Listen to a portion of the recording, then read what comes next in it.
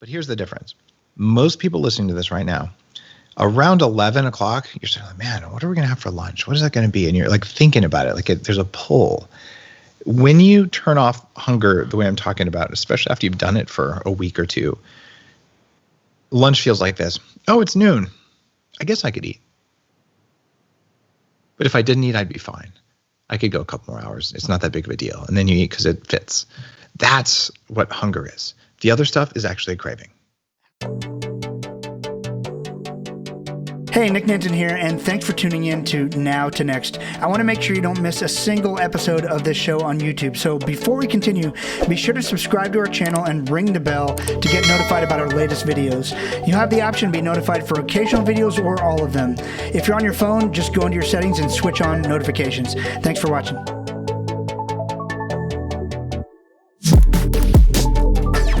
Hey everybody, Nick Nanton here. Welcome back to Now to Next. I'm excited to have a good discussion with a good friend that I've been fishing with multiple times in Alaska, and we spent quite a bit of time together. We are going to be talking about his new book today, Fast This Way, a really unique topic. I've heard a lot of buzz about it, but never personally dug into fasting. What is it? Why is it? And we'll dig into that today. But I'm going to give you a brief bio of my friend Dave Asprey. So Dave is the father of Biohacking and CEO and founder of Bulletproof 360. He is a 2-time New York Times bestselling author of 5 books, host of the Webby-award-winning podcast Bulletproof Radio, and the creator of the global phenomenon Bulletproof Coffee and the Bulletproof Diet, which no doubt you've had some version of Dave's invention of coffee with butter in it, whether he got the credit or not.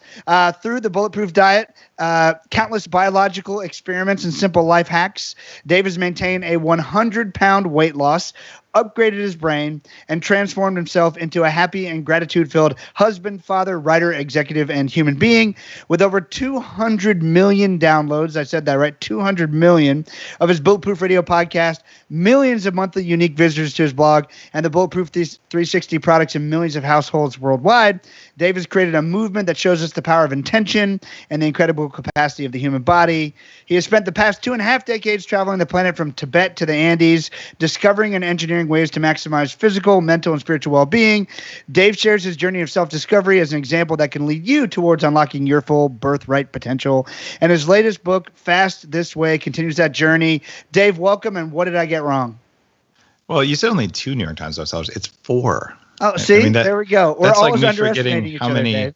How many Emmys you've got.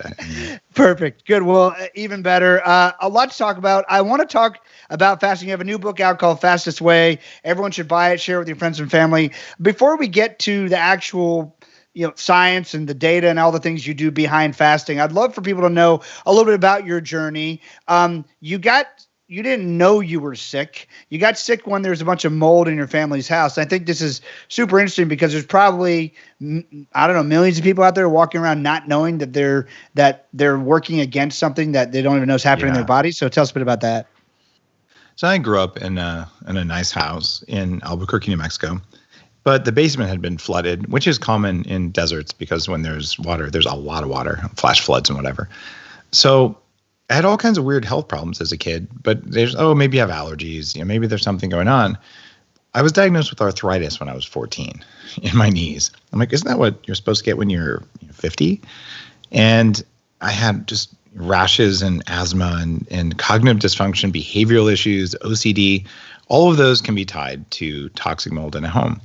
So this set me up biologically for not a good start. I was on antibiotics for 15 years because of chronic strep throat. And I actually did a documentary called Moldy Movie. It's free, moldymovie.com. And I regret not hiring you to do that for me, Nick. Because I'll take it. No, that would have been really cool. I don't know that I knew you when I did that documentary. But it was, and it's a free thing because a lot of people don't know that it makes a big difference. It's one of the many environmental variables that you can control. You think about it, every day your body combines about 30 pounds of air and some amount of food or body fat. And it makes electricity from it. And that's what powers your thoughts and your breaths and everything you do, everything you think. Well, if what you're getting from your air is full of what basically are antibiotics that mess with the little bacteria that make power in your body, it's no wonder that I was having some issues. In fact, given that right now, half of people under age 40 have a problem making electrons, And everyone over age 40 has a problem making electrons. We call it aging. This is something that's hackable. And when I wrote the Bulletproof Diet, which has helped people lose 1 million pounds and counting so far, I touched on intermittent fasting, ketosis, but done in a cyclical way, avoiding bad fats like omega-6s, and avoiding plant toxins. And all of those in the last 10 years have become like their own little camps in health and wellness.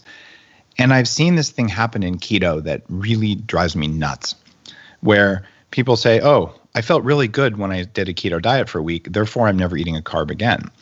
And then 2 months later, especially women, they hit the wall first. Like, something's not right. My cycle's off. I don't sleep very well. My hair is thinning. And guys, it takes them another 2 to 4 weeks. And like, oh, my sleep went away. And then my morning kickstand went away. And now my hair is thinning. I'm like, guys, just because something is good doesn't mean you need to do only that forever. And I see us going down the same path of fasting. Where I feel so great when I learn how to intermittent fast. I'm going to do it every day for the rest of my life. And then you hit a wall. So I wrote this book for 2 big reasons. As fastest way, one was to zoom in and to prevent the over fasting problem, but also to let people know men and women are not the same. There's a chapter based on studies just on women. And it turns out women are not small men, especially biologically. I mean, who would have ever thought? I had no idea, right? And there's just so much knowledge here. And then there's a whole spiritual side of fasting. And I see these poor people going, well, I've never fasted before. I believe because mice did it that I can only have water during a fast. Therefore, I'm going to wake up. I'm going to have kids bouncing around the house. I'm going to try and focus on my job. It's a high stress time. I'm going to add stress by only having water during my fast. And then they have a terrible experience. They never want to do it again. And they say it doesn't work. But there's ways to fast without feeling pain. And when you do this right, it's the highest return on investment thing anyone can do. So I'm like, all right, of all the things I could write about, fasting is the hardest. It seems like a bad idea. Why would I want to not eat? Like, it's the hardest thing you could ever sell. But when you look at the idea of like, if you walked into a bank and you don't have an account there, but like, oh, hey, here's some money. You're like, I didn't have to make a deposit. Like, oh, no. And we'll give you interest on that money later. Oh, and then come back in a year and we'll give you more interest. And you're like, this is the best deal ever. But you didn't spend money, time, or energy on breakfast. So you had more energy that morning, not less. You didn't think about food as much. And then later you don't get insulin resistance and diabetes and all that. Where did you lose? Like, there's no losing with fasting. It's epic.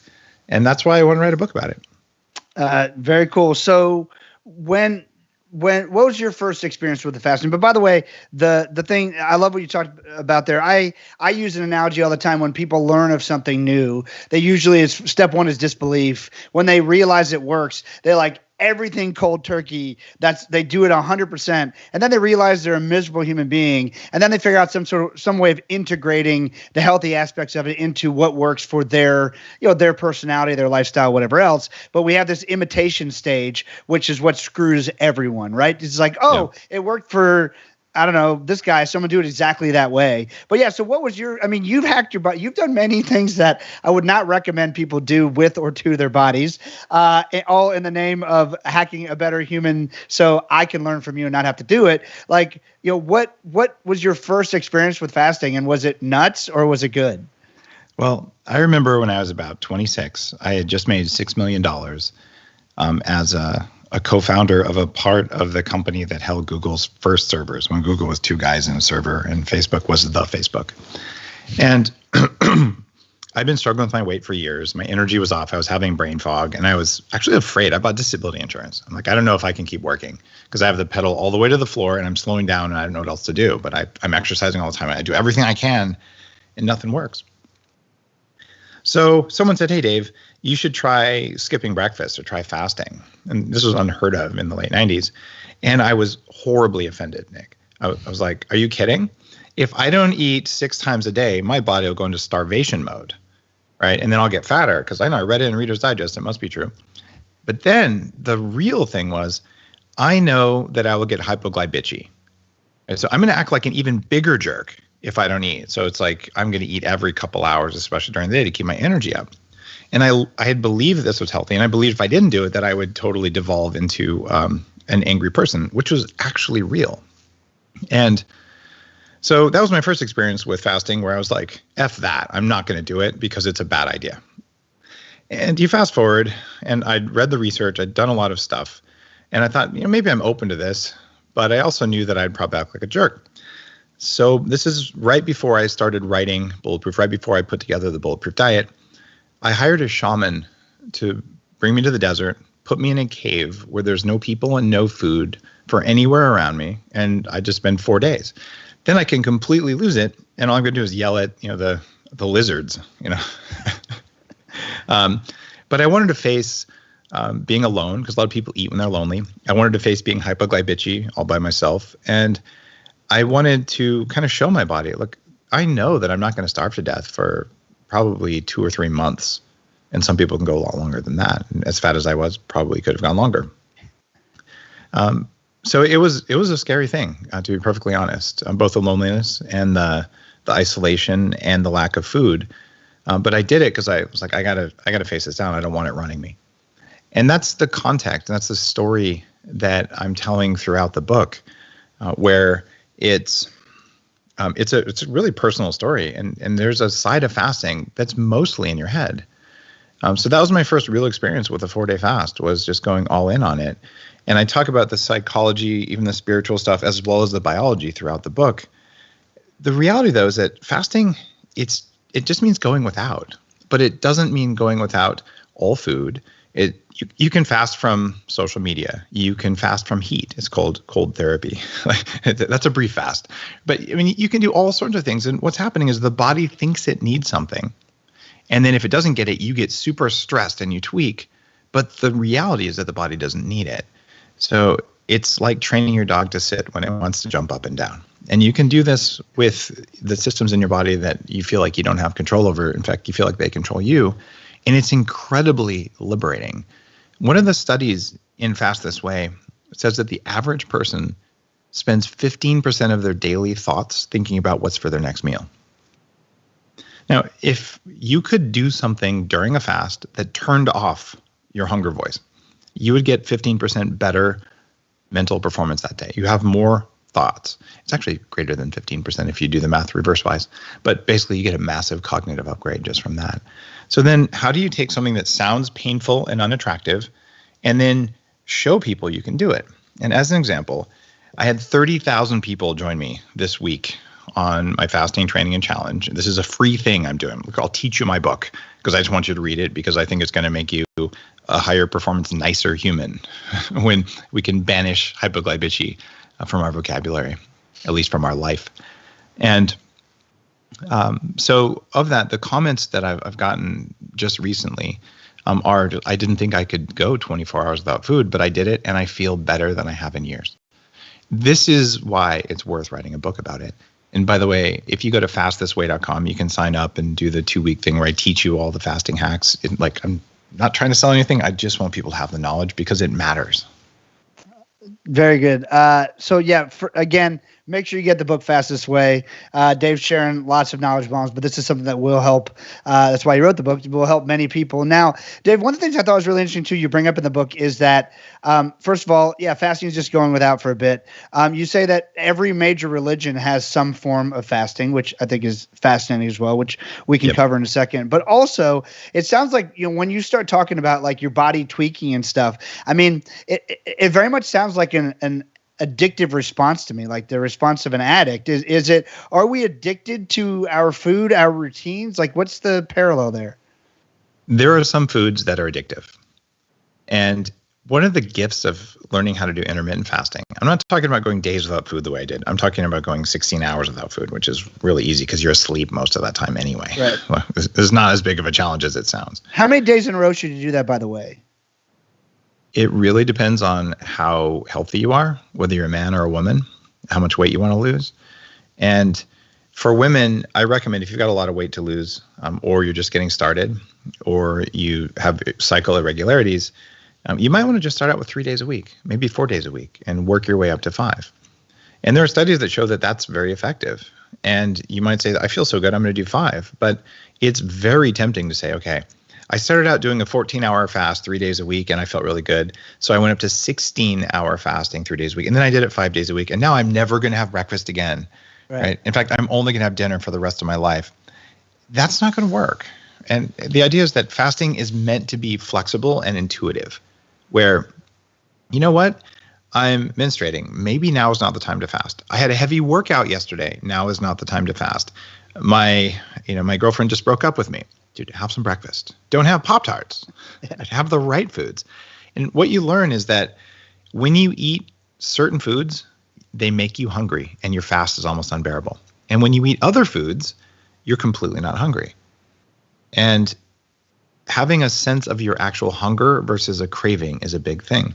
So for a lot of people, gluten and dairy protein, especially milk protein isolate, which a lot of keto brands like, oh, I'll put that in coffee or put that in a muffin or whatever, that actually drives hunger for people.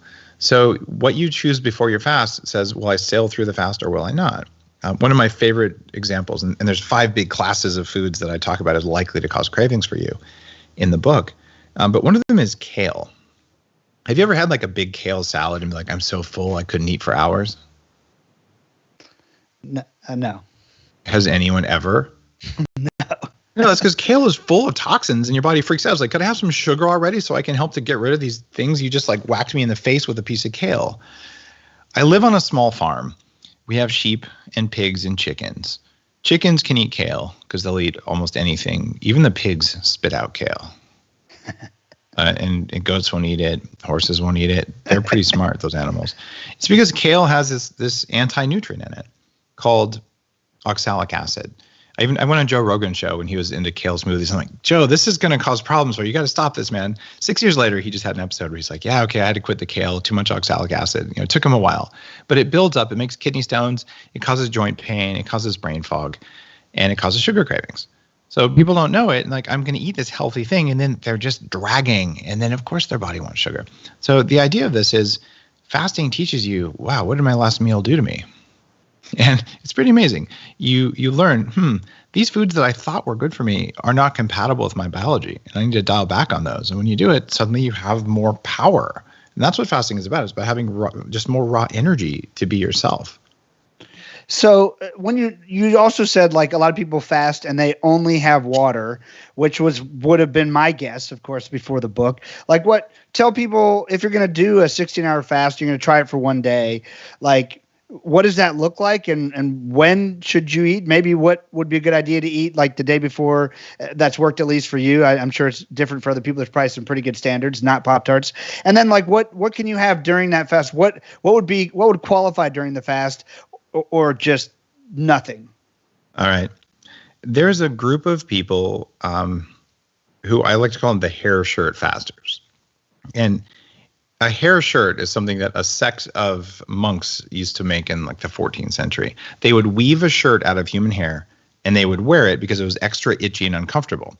Because suffering has merit. And if you could suffer more, it would mean that you were a better person. I do not believe in that. And a water-only fast is meant to come with rest, reflection, meditation, caves, medical settings, and things like that. There's nothing wrong with doing a water-only intermittent fast. It's just if you're not used to it, it is going to make you feel crappy and it's going to give you that hangry feeling. And most people are too busy and too stressed to deal with that. So what could you do during a fast? How do we know we're still fasting? What you can eat during a fast must not raise your insulin, and it must not turn off a process called autophagy, which is the reason you're fasting in the first place. Autophagy is when all the digestive mechanisms of the body that usually are working on food, they have enough food to work on, so the body goes, maybe I could clean up some of this debris in my cells. Maybe I can take out the old cells and build young ones. So the energy of breaking stuff down goes to break down the stuff that's making you old. If you eat carbohydrates, especially sugar, or you eat protein, it elevates a compound called mTOR that takes you out of autophagy, or it raises insulin. So basically, you avoid those two things. And that means you can have some fat during a fast, and you stay in a fasted state, but it matters which kind of fat. So there's 3 big hacks in Fast This Way. And the three fasting hacks are black coffee. Now, mice don't get black coffee in most studies because they don't have espresso machines, but it's better to fast with black coffee than not. If you don't believe me, just do a search for coffee health online or coffee in any medical condition you can think of. Coffee is a superfood that just runs circles around kale. And we're talking reductions in all-cause mortality of people who drink a couple cups of coffee a day. One thing coffee does is it suppresses hunger, and it actually doubles the amount of ketones your body will naturally make during a fast. Ketones turn off hunger and give your brain more energy. The reason the sages fasted in caves was that after about 2.5 days of fasting, your brain snaps into this hyperdrive mode, which is when it starts burning fat instead of sugar, because fat has more energy. It's called calories. Fat is a higher calorie than carbs. You wanted those calories to go right into your brain. So it's a very powerful thing you can do that in the morning. Second thing you do, I'm pretty famous for it, is Bulletproof Coffee. I'm not trying to get people to drink more Bulletproof Coffee. I'm just saying that on the Bulletproof Diet, people have lost more than 1 million pounds doing intermittent fasting with Bulletproof Coffee in the morning. The reason it works is that butter changes the chemistry of the water in the coffee, so you can more easily use the water to make energy. And the MCT oil that's an ingredient in Bulletproof Coffee quadruples ketone production. And when you do that, all of a sudden, when ketones go up, your hunger hormone called ghrelin goes down, and the fullness hormone called CCK, which is a Calvin Klein hormone, goes up. And when you get that, you're like, wait a minute, I drank this coffee with a small amount of butter, it doesn't have to be a lot, and some MCT oil, and I drink it, and all of a sudden, like, I don't think about food anymore. The voice in my head is gone. Tacos are not front of mind. People put donuts in front of me, and instead of using my willpower, I'm like, I'm just not hungry. I couldn't eat a donut if I wanted to. That's how to fast. Like, that's awesome. And then the third thing that no one's ever written about in the world of fasting is prebiotic fiber. This is fiber that you can't digest that feeds the good gut bacteria in your gut. You put those 3 things in your body in the morning, and you can put them all in coffee if you want to, or you can have them however you want to do it. Man, you have no thoughts about food. You stay down autophagy, and you build a flexible metabolism. You do this over time. After a few months, I could do it on black coffee. I could do it on water. But you actually change your metabolism, but you did it without suffering, without hunger. And the feedback from people is amazing, because instead of struggling, they're just kind of cruising through a fast. This is all great info. So let's talk about for a second. You've already talked about some of it, but I think it's just, I love the way it's articulated in the book. Like, what is fasting and what is it not? Because I think there's even more myths between. I mean, we talked about sort of a basic one, like basically put nothing or nothing other than water in your body. But what is fasting and what is it not? Well, there are people saying I'm going on a juice fast. I'm like, you're having a ton of sugar. You're like drinking fruit juice and maple syrup all day long. Technically, it is a fast. It's just not a fast that turns on autophagy or has those metabolic benefits, but you're fasting from anything but that. The keto diet is fasting from carbs. The vegan diet is fasting from animal products. That's also probably not going to end well for you. I was a raw vegan for quite a while till it made me really sick, like it has millions of other people, just to point that out there. All right. So like, okay, it just means that in fact, eating healthier means fasting from junk food. That's all fasting is. I decided to go without something that my body thought I needed. And I tell you, when you quit junk food, you're going to crave that stuff like a lot for about 3 days, because it has stuff in it that directly causes cravings.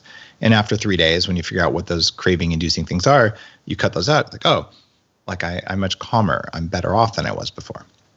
And that's the mindset you want to get. Dig it. I loved reading this too, and that why calories in, calories out doesn't work. I mean, that's a myth that myself and many people have bought into for an awful long time. Tell us about your experiment with that to prove that this doesn't work. Well, I believed really strongly in the calories thing. So when I was in my 20s, I said, all right, this 300 pounds is unacceptable. I'm going to work out 6 days a week, an hour and a half a day, half weights, half cardio. I'm going to eat a low-fat, low-calorie diet. And I'm going to do it even if I'm tired, even if it's finals. It doesn't matter. Most important priority in my life is I'm going to go to the gym. So after 18 months, I still had a 46-inch waist, and I still weighed 300 pounds. I could max out all but 2 of the machines at the gym. So I was strong, but I did not lose any weight. And I was so frustrated. And I was having the chicken salad with no chicken and no dressing at the fast food place. My friends were eating French fries and cheeseburgers. And I just thought to myself, wait a minute, I work out more than all my friends combined. And I eat less than any of them, and I'm twice as tall as most of them. Maybe it's not me. Maybe it's not that I had too much lettuce. Maybe it just doesn't work. And I realized later, as I started working on different diets and trying things out, I had just been misled. About 10% of how you look is your exercise. The rest of it is what you put on your plate. And to show, before I published the Bulletproof Diet, I did a lot of experimenting, years of this, working as an anti-aging nonprofit chairman and meeting all the people in the field and really going deep on the biology. And I said, all right, I'm fully convinced that calories are a joke. This just isn't how the human body works. So I went on a special diet to prove it to myself in my very tiny blog. I ate 4,500 plus calories a day. I cut my sleep to less than 5 hours no matter what, and I stopped exercising. Now I was going to do this for a month, and I was going to gain 3 pounds. And then I was going to say, according to calories math, I should have gained 20 pounds. Guys, something's wrong in the equation here. What happened was I actually lost weight, and I did it for about 6 months plus. Not good to eat more calories than you need, but the fact that I could lose and then maintain weight on a stupidly high amount of calories was just an example, an extreme example that the calories thing doesn't work. And on the flip side, I had beaten myself up. I'd felt moral failing, shame, all these things, because if only I could eat less calories. All the studies show that when you eat less calories, you're hungrier and you become more food seeking, and the amount of pressure to eat goes up and up and up. And no one can withstand that pressure for long periods of time. It is a brutal existence. In fact, it drives people nuts, and they've done studies where that actually happens. So you don't want to be doing that. It's not kind. It's not good for your biology. It creates stress, and it's a bad situation. But in animals, when you're eating an industrial cow, say something that's raised the way they raise commercial beef now, they buy a little pellet of something called zeranol, and it's a mold toxin, like the kind that was in my bedroom when I was a kid, called zearalenone. They concentrate it and put it in a little waxy pellet, and they put it in the cow's ear. This is just like antibiotics. Little capsule of antibiotics can have a big effect on your body, except this is a xenoestrogen. It's 1,000 times stronger than the estrogen that's in our bodies normally. And when they put it in the cow will get fat on 30% less calories. They actually measure this for all foods. It's called feed efficiency.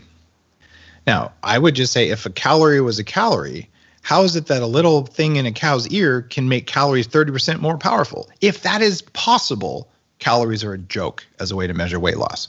And it turns out 50% of the calories that you expend are not through exercise, it's through breathing and body temperature and basic stuff that you don't even have control over.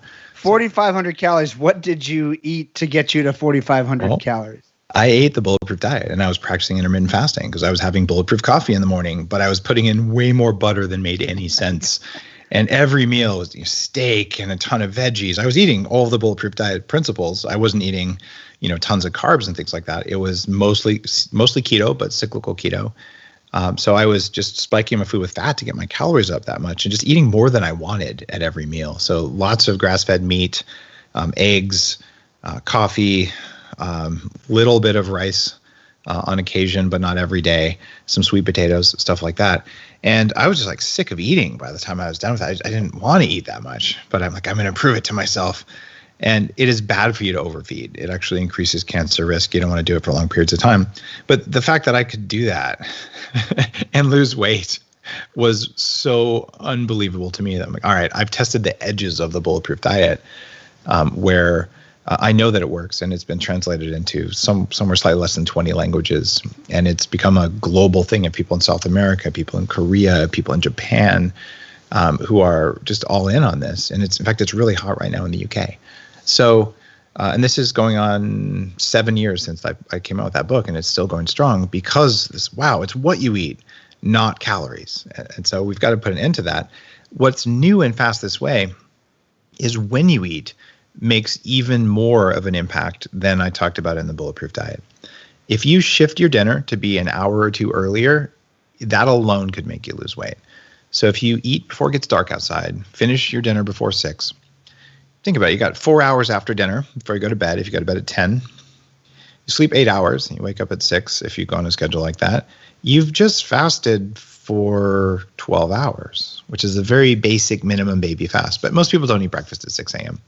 So then you're like, all right, I'm just not going to eat for a couple more hours. What do you know? You just did a 14-hour fast because you had breakfast at 8 a.m., right? And then you say, oh, hold on. I'm going to be a real stud. I'm going to go till 10 a.m. to have a late breakfast. Right, there you go. You just did a 16-8 fast right there which is what a lot of the fasting programs say you have to do, although 16 is not a magic number. You can do 17 or 15. It's still good. And you might just say, I'm going to wait till lunch. And you did an 18-hour fast. But all you had to do was say, I'm going to have a late breakfast. Now, if you're like I was when I was heavy, at around 10 a.m., you'd get shaky and the muffin would start calling your name in a very serious way. And you might have an argument with the muffin. You might win, but you're going to pay for it. And then you're out of sorts and you go into that hangry, you get cold, you can't focus in a meeting, and you probably yell at people. So that doesn't work and it's not sustainable. And most people will fail at that. And that's why the hacks are in the book. You do that and all of a sudden, oh, I've got this. And you just don't think about food. You've got more energy than you did before, and you just go through till lunch. But here's the difference. Most people listening to this right now, around 11 o'clock, you're saying, man, what are we going to have for lunch? What is that going to be? And you're like thinking about it, like there's a pull. When you turn off hunger the way I'm talking about, especially after you've done it for a week or two, lunch feels like this. Oh, it's noon. I guess I could eat. But if I didn't eat, I'd be fine. I could go a couple more hours. It's not that big of a deal. And then you eat because it fits. That's what hunger is. The other stuff is actually a craving. How much of the story in your head is actually harder than the actual act of this? So most of us have lived our entire lives being excited about what's for lunch or what's for dinner. And how many people are like, oh, that's an important part of my life. I don't want to do that. I mean, how much is this internal story affecting that? Well, it's a very big deal because we've been told if we don't have 3 meals a day, we'll starve. And in our biology, and I write about this in the book, there's this fascinating algorithm that keeps all animals and all even bacteria alive. And it is actually run inside the bacteria that are the power plants, the mitochondria in our body. And it goes like this. Keep in mind, if you're a bacteria, you have no brain. You have just a few things you can do. And you have to do them repeatedly, otherwise your species will die out. So all life does this, whether it's single-celled or a tree or an animal. Step 1. Run away from, kill, or hide from scary things. That's fear, and it's the first of the F words. And it gets 10 times more focus than you need. Like if something's scary, it takes everything away from all your other rational thought. Like that's front and center. The second thing that all life has to do is eat everything, because famines have killed a lot of us. So we have fear, then we have feeding, right? And so if fear is a 10x, feeding is a 5x. There's a third thing that all life has to do to stay around on the planet all the time. That's also an F word, Nick. Yes. What F word is that? We got it. Fertility. That's what you were thinking, right? Yes. Are you blushing? That's great. So yeah, it's fertility. And that gets about 3 times more attention than it really needs. And it's because the little bacteria who are the puppet masters of your behavior, they don't understand that there's billions of people on the planet and that if you don't reproduce, it doesn't matter. Because from their perspective, it really matters because you might be the last animal on Earth. And it's really important that you do that.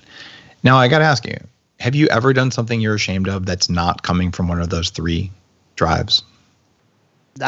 Probably not. I don't know anyone who has. Everything you've procrastinated against, every date that you shouldn't have gone on, but you did anyway, every time you ate 3 pizzas, all of that stuff came from ancient bacterial motivations that are built into your tissues. And the bad news is those mitochondria that drive that, they get to make the decision before you get to think about it. And if you don't believe that, most people have leaned against a hot stove and then you pull your hand away real quick and good thing I pulled my hand away, except you didn't decide to pull your hand away. Your hand pulled itself away and then you took credit for it.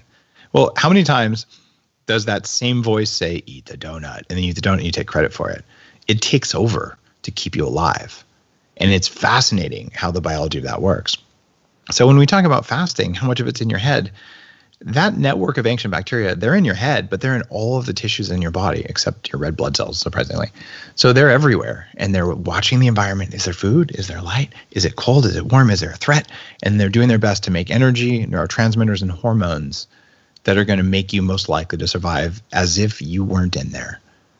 And fasting, man, it pushes their buttons big time until you train them to just, you know what, guys, you're going to have to deal with the fact that sometimes I don't have breakfast. And then they whine about it a little bit, which you feel as hunger and anxiety maybe. And they go, all right, fine. We will take all the weak mitochondria that were relying on regular sugar infusions and we will kill them. And we will grow young, fresh, new ones who can digest fat and can make more energy and are more resilient. And because they're not just environmental sensors, but they're power plants, you just upgraded your power production permanently.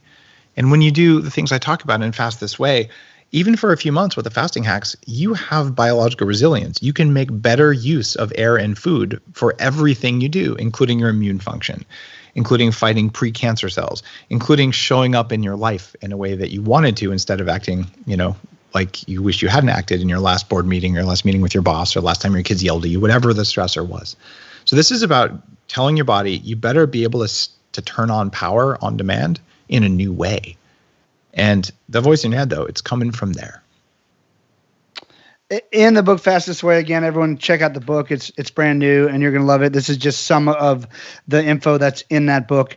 You talk about the stages of fasting, stage 1 being a 16-8 intermittent fast, which is 16 hours not eating, 8 hours eating. Could you walk us through those different stages so people know where to begin? Sure. If you start with the basic 16-8 fast, that's where most of the benefits of fasting kick in at 16 hours. However, if you're just getting started, 12 hours has some benefits. It's much better than eating, going 8 hours without food. 12 hours is better, and you can work your way up to 16 if you need to. And you get additional benefits when you go beyond 24 hours. And 24 hours sounds really big, but think about it like this. You have dinner. You weren't going to eat after dinner anyway. You go to bed. You wake up. Okay, you're already 12 hours into your fast now. And then you say, I'm going to skip breakfast. And then lunchtime comes. You go, oh, wait, I'll wait till dinner. There, you did a 24-hour fast. It's not nearly, you literally skip 2 meals, right? And if instead of like, oh my God, a whole day, no meals, what am I going to do? Like, I'm going to drink some coffee. Even if it's just black coffee, you'll be fine. And if you put the other stuff in there, even better. You just won't even care. It's just not that big of a deal. And your body says, oh, wait, I'm going to have to do that. You get stronger and stronger over time when you do it that way. And then eventually you get to the point where I did yesterday a 24-hour fast, and I only had black coffee because I didn't have time to mix any of the bulletproof stuff in. It just didn't matter. I was too busy on interviews. Right? Where no decline in mental performance, no coldness, no tired, no hangry, no nothing. It's just normal. And it's kind of liberating to have that much power. So 24 hours is where there's one level. And then when you get into longer fast, like 36 hours, you go, how could I ever do that? Well, it's easy. You skipped breakfast and lunch.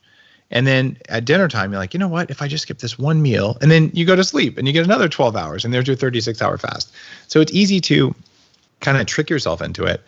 And of the 30-something thousand people who are doing the fasting training with me right now, we just did a spiritual fast over a weekend where a lot of people went 48 hours without food.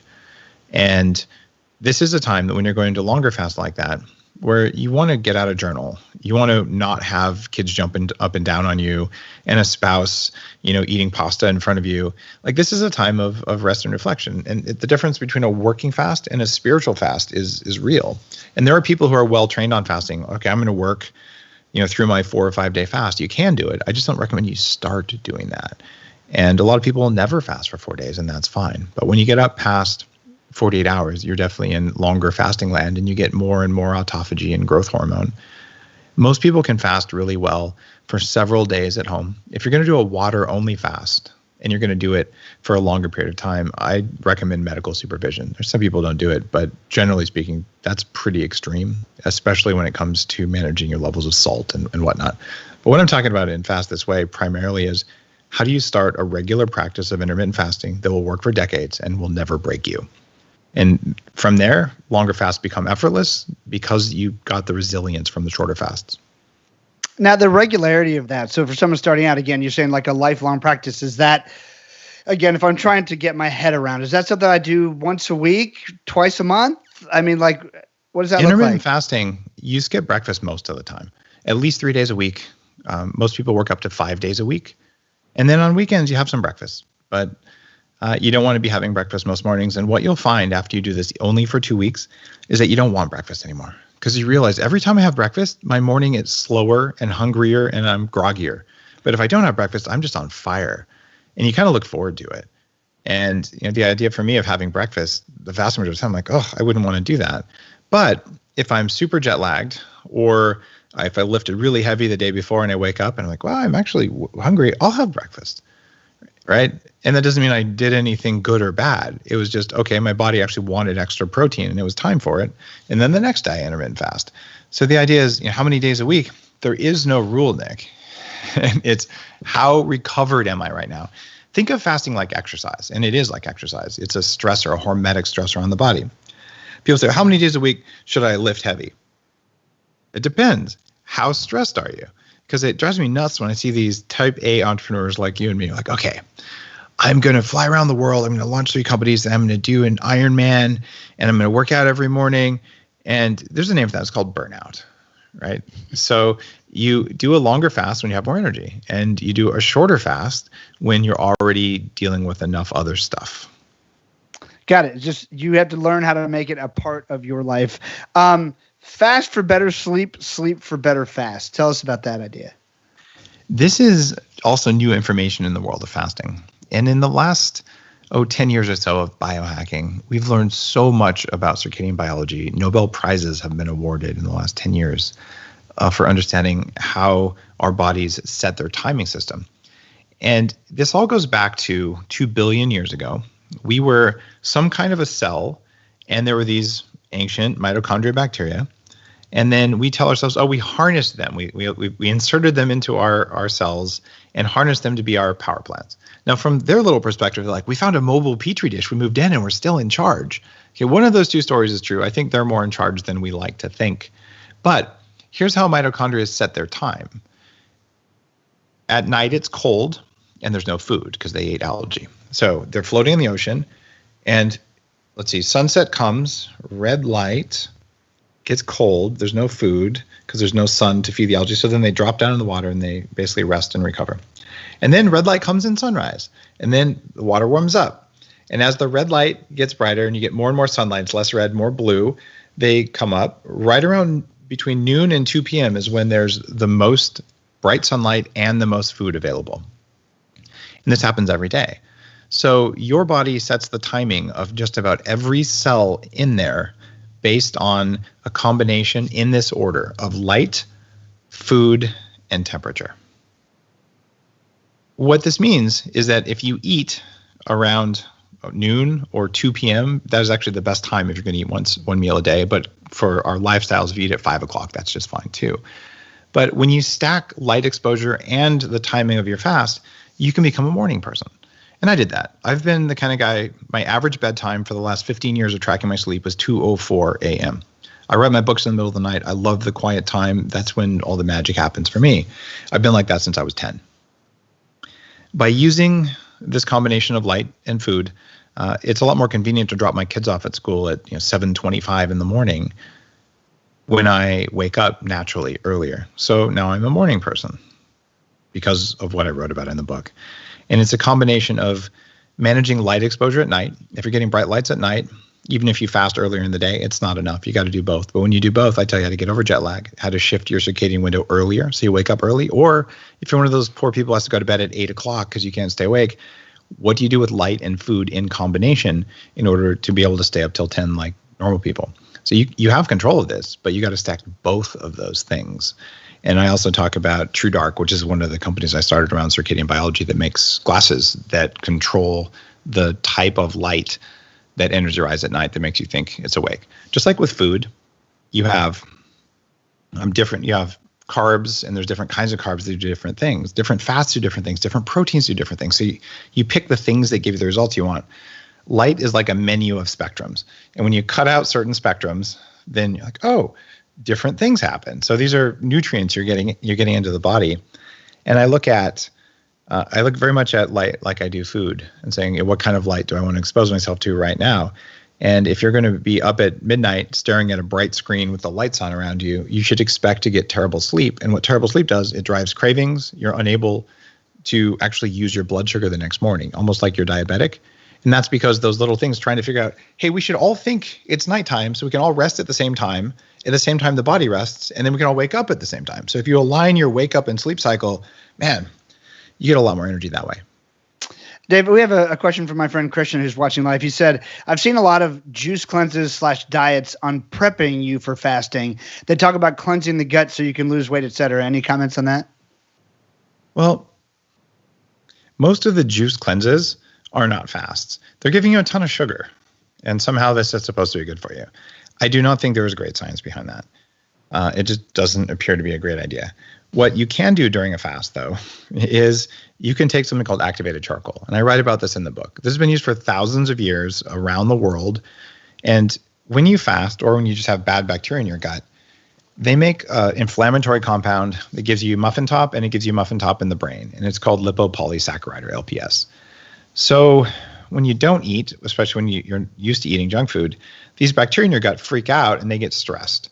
Since they can't run away from or hide from anything, when they get stressed, they just make more toxins. That's how they fight. Those toxins go and they cause brain fog and food cravings for you. Activated charcoal sticks to those toxins. So fasting itself is cleansing, even the way I talk about it with the hacks. But you take activated charcoal, so when the bacteria try to sabotage you, you catch it and it doesn't affect you. Got it. And all these things you're talking about, you can get on your website, right? I mean, because I don't know where to find this stuff. Bulletproof.com. But here's the thing. I don't write books to sell Bulletproof products. I mention them in there. I make products that I can't buy somewhere else. The reason activated charcoal and collagen, MCT oil, and clean coffee exist as categories in the industry is because of the work that I've done over the last 10 years, because people have recognized they work.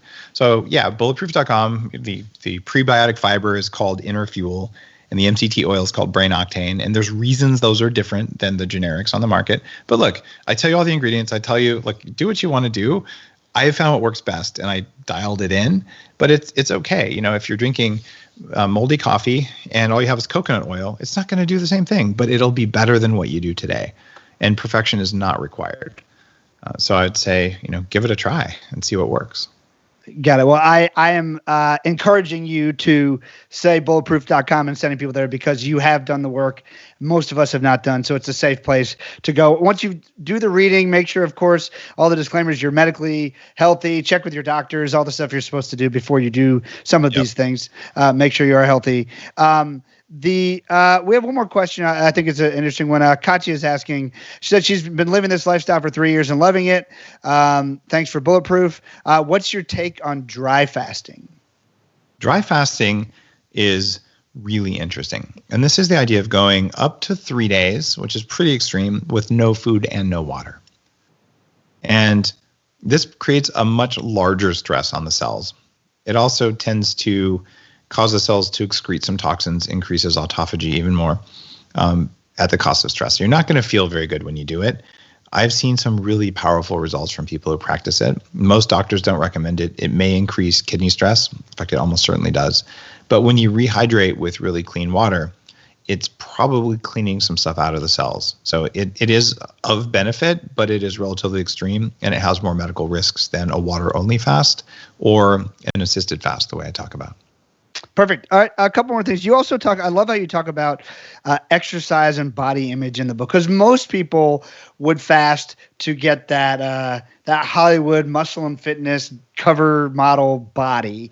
And you really point out that this is not a thing to strive for. This is probably an unhealthy way to live. Talk a little bit about that. Well, I've had a few Hollywood celebrities you've seen with their shirts off work with me before their shirts off scenes. And these are guys who are bulletproof on a regular basis. In fact, a lot of the ripped and shredded guys are on the Bulletproof Diet, and women. But before they have a shirts off scene, they take diuretics. They fast for a couple of days and they take diuretics, which cause your body to shed extra water. So you see that, incredibly chiseled, lean, ripped, just what the heck's going on there, bodybuilder physique. They feel like garbage when they do it, and they dread those scenes. They're like, oh, I just have to do this. I'm going to get to go eat. Same thing with fitness competitors. I've seen, especially female fitness competitors, so many of them, they're like, I broke my biology. I have a thyroid problem now. I've never looked so good in my life, and I never felt so bad. So the idea of looking like an animal who's been hunted for a couple of weeks, it looks pretty hot. However, it doesn't feel good, and it's not sustainable. So if that's your idea, you are asking yourself to feel like crap all the time so you can look good. And I think I talk about when I went into Men's Health magazine, and in there, I'm guessing I told that story in the book. I can't remember off the top of my head. So I'm a former 300-pound computer hacker. Okay, the least likely thing ever to happen to me is to be in Men's Health, especially with my shirt off. I still have stretch marks when I was fat. So Men's Health is doing a big piece on my company called Upgrade Labs. where we have all the recovery technologies around biohacking in Beverly Hills and in Santa Monica and soon up here in Victoria, BC. And it created a new industry category around this biohacking thing. And it's been so much fun to do that. So they came and they sent a camera crew. And if Men's Health is going to do a shirts off scene, they tell you ahead of time. And the photographer is like, all right, take your shirt off. It's going to look great in your cryotherapy machine. And I'm like, what the F, man? Like, I know the game, right? And I didn't take diuretics. I didn't do all this fasting stuff. I'm just looking like I do every day. And he's like, just trust me, and we'll try it and we'll see what happens. And all right, so I don't think I have a lot of body image issues left. It took me a long time to realize that I could see my ribs because I never could when I was young. But I'm like, all right, I'm going to take a deep breath. I'm going to do it. And they said, look, if you don't like the pictures, we won't publish them. So there's a full page picture of me in Men's Health with my shirt off. And you can like still see the stretch marks, but you can see the abs. And like that was not a fake photo. But the vast majority of what you see are. And if you look at that, I do not look like Wolverine, right? But I look pretty damn good, right? And that's where you can get with intermittent fasting. That's where you can get with things like the Bulletproof Diet, where you're eating carbs. You're not eating carbs all the time. You have to be keto all the time. But for women saying, look, I want to get that six-pack abs, that is a very, very low body fat that makes abs, not more crunches. And if you have that low of body fat, you're going to be physiologically stressed. We have enough physiological stress. We're socially isolated. There's financial stress. Everyone's wearing masks. You can't even see if they're smiling at you. So we have more stress than we normally do. You don't need the stress of the hunted animal, but you want to feel good and you want to look good in your pants. And you can do that with intermittent fasting, even if you don't eat perfectly. Got it. One of the things, probably my favorite thing from the book, and again, the book is Fast This Way for those of you just joining us. You need to check it out. Buy it for all of your friends and family. Buy it now for Christmas, for everyone you can think of. Like, do the good work and buy it and share it. My favorite thing you say is we should also fast from hate. This is a very good idea. Give us a little bit about sort of where our minds are at now with social media and everything coming at us and this concept. If fasting is truly just going without, well, one of the reasons that we keep thinking negative thoughts about ourselves, about other people, about other things, and they run through our heads over and over and over, is that's just our fear response trying to keep us safe. Like, is that dangerous? Is that dangerous? Is that dangerous? And we're wired to do that. So if you can fast from food despite the hunger voice in your head, you can also say for the next 2 hours or 4 hours, you can do it in conjunction with fasting from food if you want to. Say, I'm going to fast from hate. So I'm going to sit down. I'm going to not read news because that'll turn on bad thoughts almost instantly. Probably get off social media and just sit there and be like, all right, can I go a few hours without thinking a bad thought about myself, about another person, or about another thing? And most people, it is the most challenging fast you can do. It's way harder than skipping breakfast. And that's the sort of thing that I'm leading people through on the fasting challenge and fasting training that I'm doing right now. And by the way, it's free. fastthisway.com is where you go to sign up for that. And what you find is, wow, you can clear your mind. You can do that. And if you do it on a regular basis, you become more aware of when those thoughts are popping up, and then you can manage them better. It's the same thing if you skip breakfast on a regular basis. When you feel intense hunger that's abnormal, you'd be like, oh, well, that's weird. I wonder what I did to cause that. Well, when you go a brief period of time without thinking bad stuff about other people, when you do think bad stuff about other people, it's like, oh, that's interesting. Where'd that come from? And it's actually really good at creating a sense of groundedness and even a sense of safety. Like, wow, how many of those voices in my head should I believe? And the answer is way less than you do. Love it. Fastest Way, the book, bulletproof.com, fastestway.com. Check it all out. Dave Asprey, always great to hang with you. We need to fish again soon. Thank you for your time, and it's been fun. Nick, thanks, brother. I'm looking forward to seeing you in person and doing it up in Alaska where there's lots of wind and we won't be wearing masks because there'll be lots of air. Yeah. Sounds good, man. Take care. Thanks for joining us. Take care. See you guys next time on Now to Next. Take care. Hey, Nick Nanton here, and thanks for tuning in to Now to Next. I want to make sure you don't miss a single episode of this show on YouTube. So before we continue, be sure to subscribe to our channel and ring the bell to get notified about our latest videos. You have the option to be notified for occasional videos or all of them. If you're on your phone, just go into your settings and switch on notifications. Thanks for watching.